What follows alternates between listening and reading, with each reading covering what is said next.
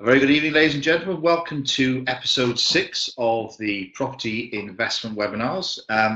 We've got a great subject today. There'll be myself, Karen Newton, and Peter Rowlands, who you'll see on the camera screens now. And today we're going to talk about HMO. It's a real hot topic. It has been for the past few years, mainly because people are finding that by perhaps converting properties or using properties in this nature, they can get far greater returns for their money as far as rental goes. Okay, so we're going to start from the beginning with this. What is an HMO? Any of the following properties in this list that you'll see on your screen right now are likely to be houses in multiple occupation. That could be bedsits, shared houses, lodgings, hostels, individual shared self-contained flats or cluster flats, blocks of converted flats, halls of residence that are privately operated, that's important, asylum seeker stroke migrant accommodation, and accommodation for workers stroke employees and refugees. That's not a fully inclusive list, but that's pretty much covers most topics that people are investing in right now. Now, as I said, the benefits of an HMO are a far higher yield. HMO has been around for many, many years. You know, people will talk about times in the 40s, 50s, 60s, 70s, 80s, 90s when they were living in shared houses. This was primarily normally student accommodation or workers' houses back then.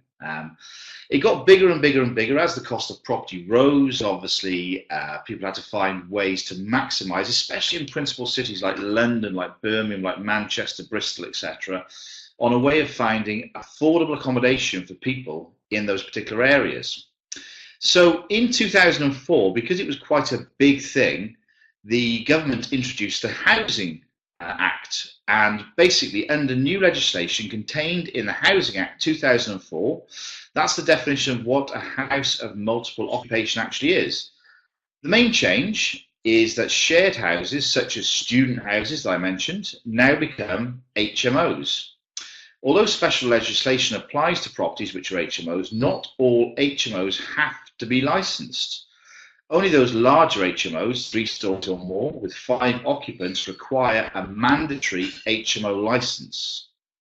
Now, there's a very big caveat to add to this, and it's what makes the world of HMOs like an absolute minefield is every local authority, I don't know how many there are in the UK, but there's plenty of them, have individual licensing too. So what they've done is they've taken the government basic guidelines and they've also said, well, that's great, but we want to add more in our particular area. So your local authority will have probably added additional criteria to this.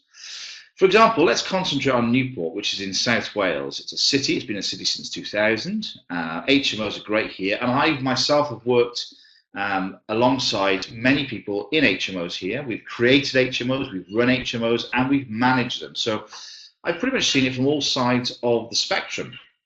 Now, Newport City Council, like I say, most councils in the UK, state they will operate an additional licensing scheme. And a property in Newport must have a license if there are 3 or more unrelated people forming more than 2 households in the same building. Now, let's not worry too much about the semantics of that right now, but that is their stated guidelines for what Newport City Council themselves would class as an HMO. Another factor that we have to look at very, very carefully is planning permission. Now, houses in multiple occupation are those dwellings that are occupied by a number of unrelated people. In planning terms, there are 2 types of HMO. Now, there was a C4, and this is a use class, it's a planning permission class. A C3 is a residential dwelling. A C4 is an HMO that includes properties with 3 to 6 unrelated people in there. There's also another category above that, which is sui generis, if you excuse my French there, as they say. And this class is for properties with 7 or more unrelated people. So the bigger HMOs that we actually get into there. Now, when I was involved in creating HMOs in Newport, it was absolutely fantastic. But unfortunately, And I say that because it didn't help. What we have is a housing crisis for this type of accommodation, not only in Wales, but I think it's more perhaps across the UK, if not across Europe and the rest of the world. So prior to February 2016, planning permission was only required for sui generis, which is the HMOs with 7 or more unrelated people in them. However, since this date, planning permission is required for all HMOs, whether housing 3 to 6 or 7 plus unrelated people. Now, what we were doing, just to give you a brief outline, is in Newport, we've got a fantastic housing stock here, and we had quite a few large, typically Victorian terraced houses that were 3, 4, 5 bedroom houses that would lend themselves, because of the type of accommodation, the location of these properties, lend themselves ideally to become HMOs. And we would basically purchase these properties, we would convert them, we would put all the compliance nature of issues in them, such as fire doors, fire detection systems, etc. And we would then apply for an HMO license. Once the license was granted, we would then run them and manage them as typically 6-bedroom, 5 or 6 bedroom HMOs. It worked really, really well in Newport. We got a good portfolio of them, had a good track record of them. However, in February 2016, when the planning came in, we studied the planning criteria in great detail, and unfortunately, there was a huge challenge, and that was car parking. Now, they were telling us in the criteria that a 6-bedroom HMO requires 7 car parking spaces. Difficult, because typically these properties don't have any off-street car parking. Now, you can argue with the planning officers. You can say to them, well, it's in a place that's close to the bus routes, it's in the centre of a town or a city or whatever the case is. However, when there is criteria written down, unless you can get very, very close to it, they will not grant you planning permission. So in a nutshell, what we were doing prior to February 2016 is no longer possible. We lobbied Newport City Council. We took several case studies to them. We had, I believe, between myself and partners, we had 55 bedrooms within the city of Newport, and we had 2 car drivers in all of those 55 bedrooms. So to ask for 7 car parking spaces in a 6-bedroom HMO doesn't seem that fair. Fair or not, unfortunately, it's legislation, it's written, it's in the actual manifesto, so it's something that everyone has to abide by. Now, don't get me wrong, your local authority could be different, your planning criteria could be different, and your licensing could be completely different. But I'm specifically talking here about Newport City Council. So, HMO compliance, regulation, and licensing. Now, before that, like I say, we created quite a few HMOs. Now, we look at existing HMOs and how we can improve them, how we can improve the quality of accommodation, how we can perhaps extend them, and how we can maximise upon the yield achieved for the landlords involved in these. Because at the end of the day, every landlord wants to get the most and the best value from the property they actually have. So generally, there will be certain criteria that your local authority will ask of you when creating an HMO. For example, in Newport, if we look at a property, there's several things we've got to look at. First of all, we've got to look at the layout of that particular property. Now, how many bathrooms are there in conjunction with how many bedrooms there are? The size of the bedrooms, for example, in Newport City, your bedroom must be 6.5 square meters or larger.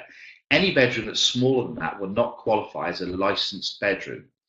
Plus, you've also got the kitchens, the space in there, the workspace. For example, they require 1.5 linear meters of workspace per occupant in that particular property, as well as adequate storage space, various other things. There's also safety. Safety is a huge thing in HMO, something that we take very, very seriously, because obviously you've got unrelated people living in the same building. It's a little bit like an office building or a hotel.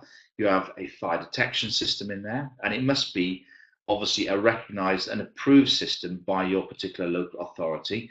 You also have to have things like fire doors in there. You have to have brushes on certain doors. You have to have intermittent strips on certain doors. There's a whole host of things, but the really easy way to find out what you need to do to create your HMO is go onto your local authority website, and normally, and Newport are no exception to this, you will have a full list of everything required for you to create that HMO, exactly what you need to do. So you can go ahead, providing you have the planning permission in place, and create your HMO. What you'll then do is you'll apply for a license, and providing you follow the guidelines thoroughly and carefully, and you've adhered to everything that's actually in there, they will grant a license. The easiest way that we always found to actually do it was to ask the HMO licensing officer round the property prior to the refurbishment, so they could explain to you, although we already knew, they could also explain in simple terms what they were looking for on their inspection prior to actually licensing. So you perform the refurbishment, you make the property compliant, you put all the features in there they've asked to see, and then you invite them round for the final inspection as part of the HMO application process. They will then obviously sign the property off, they will sign you off as the landlord or the managing agent, and you will have the HMO license in place. The property is then ready to tenant. Licenses typically last for about 5 years depending on local authority, and you are subject to regular inspection on there. That can be an ad hoc basis, or they can tell you we'll inspect it every 12 months, or if there's a particular issue or a tenant complaint or police intervention perhaps, that might trigger an ad hoc inspection of your property. A lot of people want to talk about different types of HMO, different styles of HMO, because there's a huge spectrum now. We go from the top of the spectrum, which is what we'd call executive HMOs, which are things that professional people would use, a little bit like a hotel maybe, be that kind of standard in there, where a lot of them have ensuite bathrooms, they have kitchenettes in the bedrooms, they share certain facilities, communal areas in the actual property. Across to the other end of the spectrum, where perhaps people might want to cater for what we call local housing authority tenants, where the HMO there, I mean, obviously exactly the same thing, but you're dealing with a different marketplace. It's a little bit like looking at, well, are we dealing with a 5-star luxury hotel, or are we dealing with a budget hotel? Obviously, the price, the rent dictates, well, obviously the standard dictates what the rental income for that particular property will actually be. So a lot of factors in choosing an HMO would be to think about your particular strategy and where you want to be. So first of all, we'll look at location. Then we'll look at the size of HMO. Do you want a 4-bedroom, a 5-bedroom, a 10, a 20-bedroom HMO? How big do you want your HMO to be?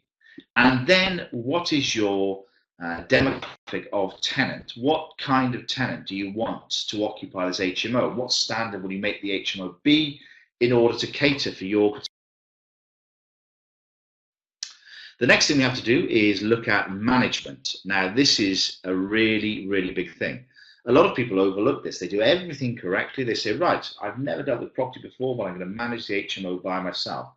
It's a very, very fine art. It's a very specialized industry in managing HMOs, because it's completely different to managing what I would call single lets that we've spoken about on previous webinars. To manage an HMO is a completely different profile than what you'd currently be used to, because you are dealing with, as an HMO is, several different families or persons in one shared house. So you've got to make sure there's lots of factors in there. And over the next few webinars, we'll look at these particular issues in greater detail. So any questions at this point? If anyone's got any questions, please pop them into the chat box. I'd love to hear. I will attempt to answer them. Peter, Karen, any questions at this point in time? Ben, I got a question for you, Ben. You were saying that effectively in 2016 the rules changed for HMOs. So if you had an HMO set up before 2016 and it didn't have the amount of car parking spaces, does that mean now the rules have changed, you can no longer use that as a HMO? No. It's like this. If you're, for example, in Newport, if your HMO had an existing license prior to 2016, now there may be exceptions to this rule, but everything that we've dealt with, specifically the HMOs we set up without car parking prior to February 2016, they have all been allowed to actually continue. It's historical. They're already in place, they're already functioning, they're already running. It's a little bit like planning permission, and I'm no expert on this, but I'll try and answer this simply. If, for example, you converted an attic in the 1960s, there were planning permission and building regulation rules in place at that particular date. If you adhered to them and you created, for example, an extra bedroom in the attic at that point in time, and it had been used ever since, you could carry on doing it. If you, for example, today adopted the same principle and converted it in exactly the same fashion you had back then, you would find that you wouldn't adhere with the more stringent building regulations. So therefore, you couldn't, although you could use it, you couldn't call it a bedroom. So providing that it's obviously been in use, it's been correctly licensed and hasn't been, which unfortunately there are quite a few illegal HMOs out there. If it has been licensed prior to 2016 for, let's say, 6 people on the basis that I mentioned earlier, you can carry on and you will have the license renewed in the future. Now, there may be caveats to that. There may be exceptional circumstances. People may choose to differ with me there, but in my experience on what we've done in the city of Newport, that certainly is the case. Okay, thanks, Ben. Ben, I've just got a question on the management side. Yeah. As a landlord, my tenants are, I do single lets, and my tenants are responsible for their gas, their electricity, their internet. Under an HMO, you provide that as the owner of the property, or do they still do individual ones? There are, again, exceptions to the rule, but generally what we used to do was we would provide all the utility services in there. Obviously, we would pay the council tax on the building. We would provide the internet. We would provide the gas, the electricity, the water. The only thing we never provided, which was down to the individual tenant, was TV licensing. So if they wished to have a television set in their bedroom, they would have to have an individual television license for that. We've always provided that. It comes with its pros and its cons. If, for example, you had a property that had that was singly metered, and there was, for example, 6 people in there would be consistent arguing and bickering amongst who's used too much hot water, who's got the heating on too high, who's using too much electricity. It would be an absolute nightmare. And likewise, to actually meter every single room would be an expensive and quite a big project too. What a lot of people say is, well, hang on a second, if you're providing electricity, gas, you're providing all the utilities, what happens if they abuse it? And it has happened before. You turn to an HMO and the heating is on Baltic, or no, not Baltic, what's the word I'm looking for? Tropical. It should be on Baltic, but no, it's on tropical, and all the windows are all open.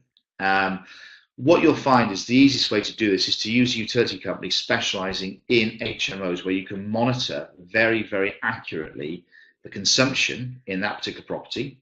And also you put what's like a fair usage policy into the tenancy agreements. A little bit like if you've got a mobile phone that has unlimited minutes and you started using it on a commercial basis, the mobile phone company would say, well, yes, you have got unlimited minutes, but you're not using this in the correct context.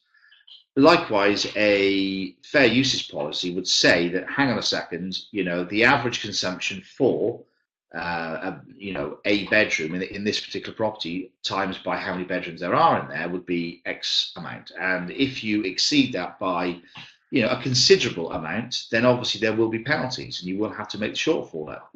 And that kind of clause within the tenancy agreement will normally ensure that most of the tenants will adhere to it and use the gas, electricity, other utilities in a fair and in a fashion they would if they were paying the bill themselves.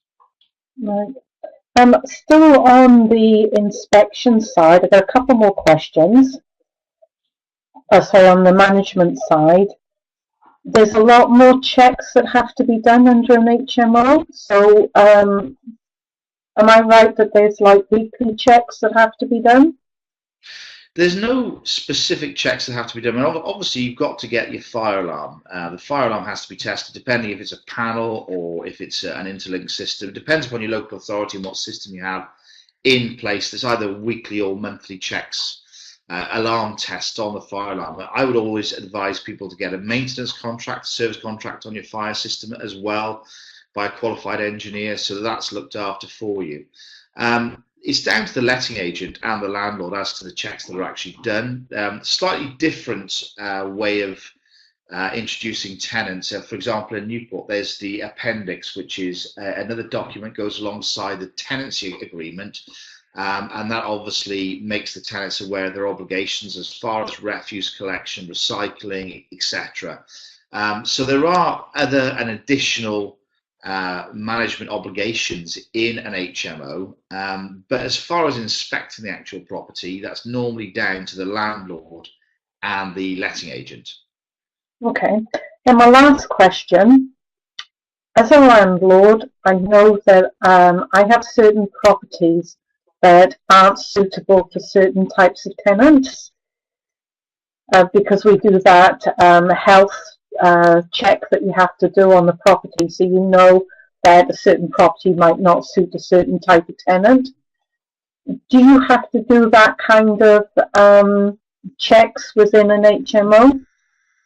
Yeah, normally that will come when you apply for the HMO license. They will obviously look at the property, and for example, if it's a 3-story property, the council will make their own judgment as to whether it's suitable for, people with mobility issues. Is it suitable for them to be on the 3rd floor of the property, etc., etc. There's all kinds of things like that, but that's for your local authority to deal with when they set the license up for you.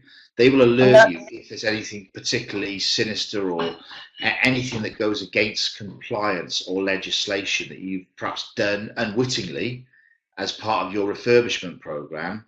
If there's, for example, there's a door with glass in it that's not safety glass, or just small things like that, they'll alert you to all of that anyway, so that you can then advertise your property appropriately.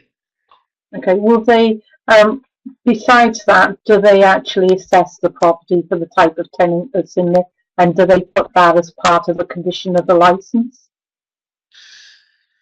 In all honesty, I've never seen that before. We've converted many properties that obviously comprise 3 stories, and that's about the scope of what we've done before. And I've never seen any specific conditions that had to be adhered to. We always obviously did our refurbishments with the guidelines and the compliance in mind, and we've always been successful when we come to the inspection on them.